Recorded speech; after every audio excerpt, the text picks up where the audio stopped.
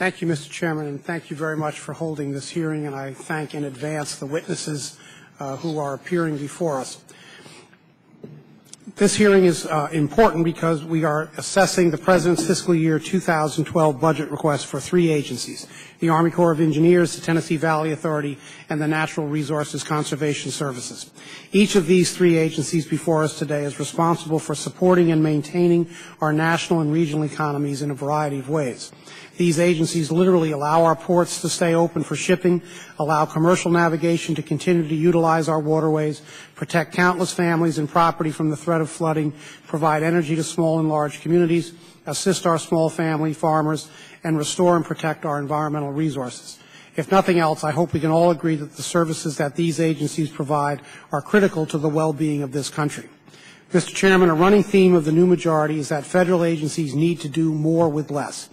Unfortunately, this soundbite is not always grounded in reality, and in reality puts many people in this country at great risk. When it comes to constructing, operating, and maintaining the critical navigation, flood control, power supply, and water supply programs that our nation relies upon, the bottom line is that with reduced funding, federal agencies will be forced to do less with less. As we look at the proposed 2012 budget of the Corps of Engineers, they are being forced to make tough choices and prioritize between priority tasks, tasks that may mean the difference between keeping our economy moving forward and falling backward again. For example, as noted in the Corps' 2012 FY budget, the reality for operation and maintenance projects is that they are only being allocated 75% of what is necessary for day-to-day activities.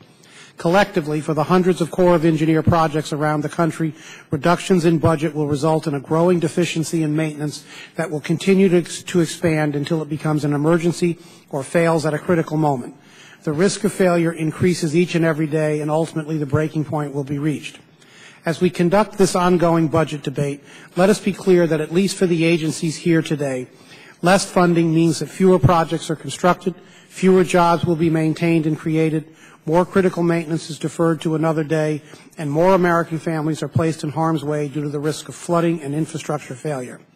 Cutting back on funding these agencies may seem the easiest way to address budget concerns, but leave no doubt, we are placing the American public increasingly at risk.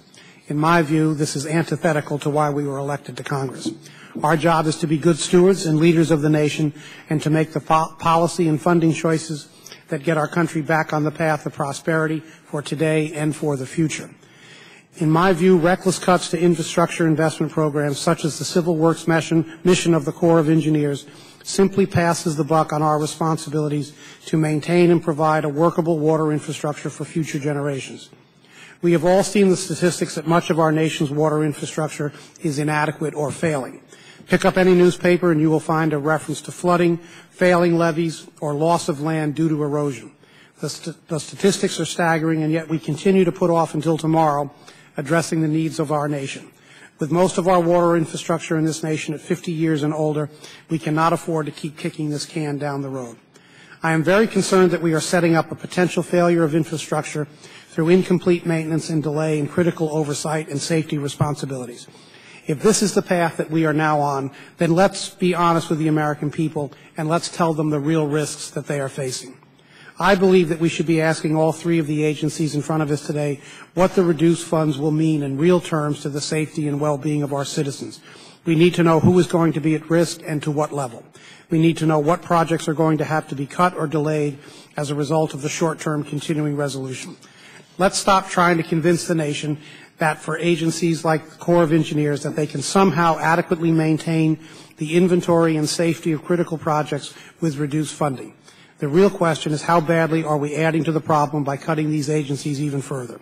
Shouldn't businesses that depend on the free flow of goods through our nation's ports have a clear understanding with respect to exactly which ports will be silting up and reducing commerce and transportation? Furthermore, I'm sure communities located below dams or behind levees have an acute interest in knowing which among them are most at risk of an impending infrastructure failure.